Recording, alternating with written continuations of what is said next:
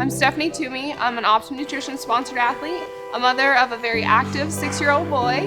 I'm a CrossFit athlete. I was a former United States Marine, and I'm a motivational speaker.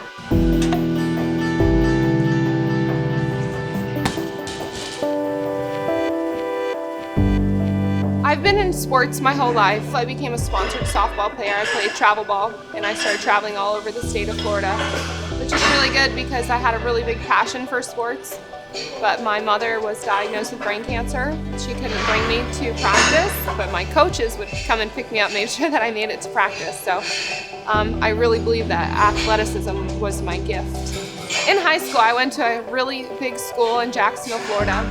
We were a 6-day school, over 4,000 students, and I was in hopes to make a Division I softball team. Going into my senior year, my mother had another brain surgery, another tumor, and it got put in inpatient therapy. My father, who was never around, came home and ended up emancipating me and left all those scholarship offers behind. So after I graduated high school, I ended up enlisting in the United States Marine Corps and didn't play any sports, wasn't active other than my training for the Marine Corps. I wanted to really challenge myself physically with weight training. So I went out before deployment and bought Arnold's Encyclopedia of Modern Bodybuilding. And I had all my sea bags, my pack, my rifle slung, and we're manifesting onto the airplane, and I had Arnold's Encyclopedia in hand. Every single day was training weights. I would just read. I had no really clue how to train or isolate body parts or groups, and we were very limited on equipment. So I demanded that they brought me a barbell and some weights. So I had 45s, 25s, and a barbell. And I just became very creative with doing reverse hyperextensions off of front of a Humvee, or I did a lot of pull-ups, anything with the barbell. That's how I trained. I came back pretty strong from that. When I was 21 years old, I got a phone call that my mother was having, that hospice came in, was taken over with her care. And I went to see her, and she sat me down and told me that she was gonna die. And I had dealt with her being sick my whole life. 3 months later, I showed up, and she was in our living room, and I told her that it was okay, and she died in my arms. Fast forward a year after that, I found out that I was pregnant. So I took the news when the doctor told me that I was pregnant, and I felt my life was over. I didn't tell anybody and continued to do all my duties as a Marine. And about 5 months into it, my son's biological father showed up and said he wanted to be a family, and moved into my apartment, and I fully did everything in the house, financially, everything. And one night he didn't come home, and he showed up at my house, choked me, and poured a hot coffee over my head and said, "I don't ever want you to ask me where I've been or what I'm doing, and I'll come here when I feel like it." And from that day on, I lived in hell. I was captive in my own home. I couldn't love being pregnant. I could never tell him that I felt my son move. I was very detached from the motherly elements of being pregnant. In my 3rd trimester of pregnancy, I was in our shop. I had that nesting feel, but I was the Marine Corps. We're gonna paint the shop. So I was on this 15-foot ladder painting, and my water broke. I called my doctor, like, "You need to come in, you're in labor." So I called my son's father, who's like, "I'm not a doctor. Go to the hospital then." So I drove myself to the hospital. I didn't really have anybody to tell. I ended up giving birth alone. He never came. And I was with my new infant, who I didn't even know really what it meant to be a mom. All I knew is that I had a big responsibility, and I was gonna do it alone. And I promised him that no matter what, I would do whatever I had to do to give him an opportunity. All I could do was promise to give him a chance to do whatever he wanted to do in life. It really took me having my son and seeing him to realize I'm not just responsible for my own reputation, my own health, my own anything. It was all about him. He's such a great little boy. He's active. He goes with me everywhere. He trains with me at the gym.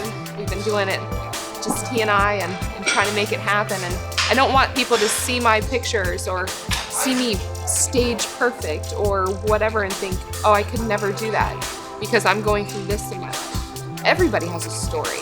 Everybody. Life's hard. So if I can be an inspirational voice or tool for them to be better, then I want to use that. I don't want it to go unnoticed.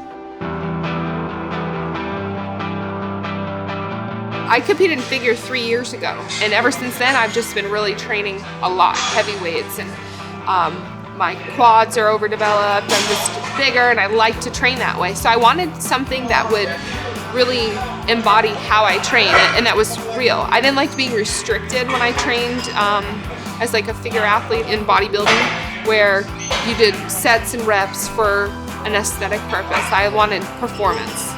I've recently, within the last 3 months, transitioned completely into CrossFit, which if you talked to me 4 months ago, you would have thought it would never happen. Now I don't go anywhere without my nanos, my Olympic lifting shoes, a lacrosse ball, my straps. Once I finally looked into what CrossFit really is, I had to do it. I walked into Blackfin CrossFit in Jacksonville, Florida, and I walked up to the owner and I said, I want to do CrossFit. I want to compete in CrossFit. And he's like, well, how long have you been doing CrossFit? He's like, you look like you've been doing CrossFit. And I was like, never done CrossFit, but I want to compete in CrossFit. And he's like, okay, let's see what you got. And 70 pounds, I couldn't snatch. I looked like a 4-year-old trying to do something. I was humbled quickly with, I thought I was strong until I tried to do CrossFit. So my training now is a program training where I do several workouts through the day. I go in really early in the morning.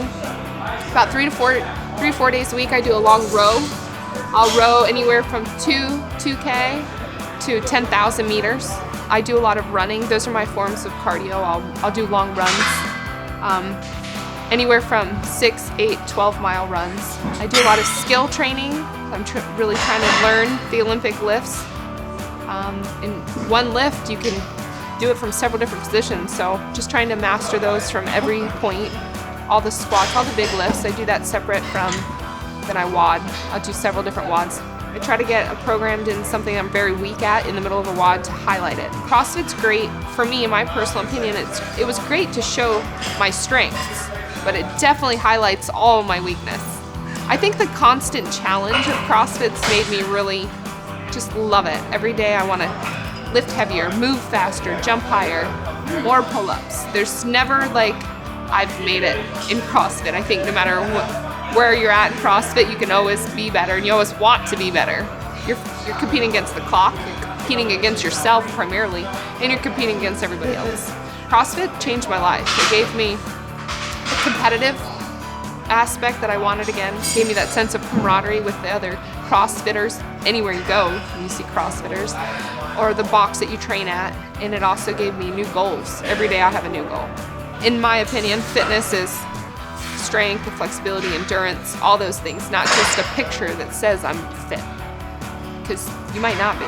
I want someone to say, put that 400 pounds and pick it up, or 300 pounds on your back and stand up with it. That to me is beautiful, and it's strong, and nobody else can tell me that. I only eat to either fuel or refuel for my workouts. I don't say 6 times today I'm gonna eat. I plan what I'm gonna eat off of how I trained. So if I'm not training that day, of course I still eat, but it's just very limited, or probably something smaller scale than what I would eat if I wasn't training. Also, I believe in that 80-20 rule.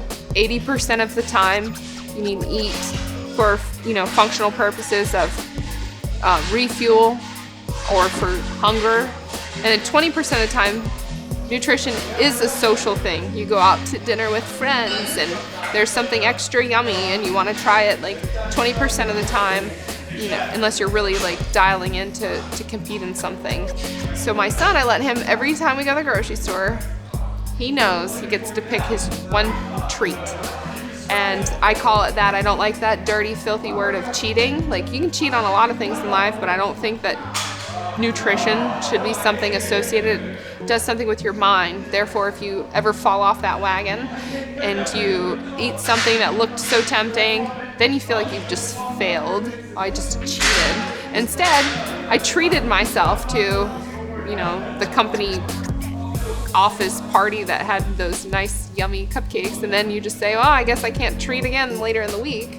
I think people go away from good intention when the convenience is there for something that's a little bit more handy and the drive-through, and they don't want to go home, and they got all the kids in the car, and they just rather just make it happen. One trip, they pull in, and all the kids are fed before they've even eaten before you got home. So I don't ever leave the house without food, ever. Things I pack in my bag, I have chickens, I do tunas, I do nuts, I do Lara bars, I do carrots and baggies, stuff like that. I cut celery up, I chop up a bunch of vegetables and put them in. Avocados I like to eat, they're not very handy to carry around an avocado, but I do like to, one of my favorite recipes, cucumber salad. It's just dill, lime, sesame seed, and cucumbers, and it takes literally like 3 minutes. You can always control what you put in your mouth, always. Nobody forces you to eat poorly. So if that's one thing that you control when you have all these other uncontrollable elements in life, you should take the time to, 80% of the time, to eat the right things. I like to use the analogy DTS, diet, train, then supplement. Supplement should fill in blanks. I think supplements are definitely things that should be used by everybody. So the biggest thing is to figure out what your body's naturally not producing enough of, or where you might be losing it during your training, and supplement that back into your nutrition. So for myself, what I supplement quite a few things. I take in fish oils. I take in whey, a whey isolate. I normally take that post-workout immediately after I'm done training, or I take it when I'm on the go. I like to use it in cooking too. I like to throw whey scoops into, make pancakes with almond flour, throw whey to have a complete meal. I take in HMBs, I do ZMAs at night, CLAs, and of course I take in all my microminerals. So I do a multivitamin, but I make sure I get enough zincs and seleniums and all those microminerals that you need. Now I do so much of performance stuff, so I'm not just training for strength, I train for endurance.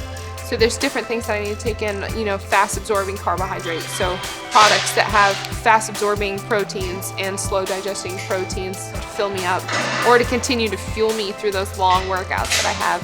So it has changed, and also I did a lot of more pre-workouts, like caffeine stimulants throughout the day. Now I really try to cut back when I'm not training, so that because I train so much and so hard with CrossFit, that I try to use those stimulants definitely around the times that I'm going to work out. With casein protein at night, I love to make ice cream with it. So I take almond milk and casein and I mix it. Sometimes I only make it to the pudding stage and I don't get it into the freezer because I'm that hungry. But if I can, I leave it in the freezer for about 10 minutes and it's just perfect consistency to eat it like ice cream.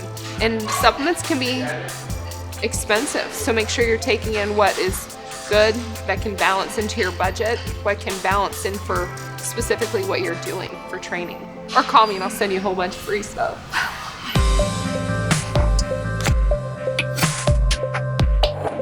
I never want anybody to look at my story and ever feel sorry for me. I don't see myself as this incredible person or somebody that has even done anything extraordinary. I just feel that I am a normal, very normal person that has challenges that I've been through and challenges that are still unseen to me now, just like we all have. When I was in the Marine Corps, I sat in this class and there was this crusty first sergeant, and he sat up there and told us, motivation, the worst word I've ever heard. It's like a shot. You take it, everybody's happy, runs around, and then after it's wore off, you're either worse than you ever were or you have this really bad hangover from it. And I was like, this guy just likes to run his mouth. Like, that doesn't make any sense. Then he came back with it and he said, instead, look for something that inspires you. Because being inspirational, that can last a lifetime. It could be listening to someone talk for 5 minutes and be like, they did that, I can do it too. So I try to find things that I'm inspired by, and I try to, set an example of things that are inspirational and achievable. I'm definitely achievable, and I'm not something to think that is anything beyond that. So just take your goals. If you've got to write them down and stick them places that you see them, and remind yourself often of why you're doing what you're doing, and always stay true to that. I'm Stephanie Toomey, and if you want to contact me further or follow me, you can follow me on BodySpace. My BodySpace name is ST14Supergirl, or Twitter, Stephanie_Toomey, or you can find me on TrueStrength.com, on the Opti Nutrition True Strength website, or you can follow my personal blog site, which is just StephanieToomey.com. And for more videos and content like this, come back to Bodybuilding.com.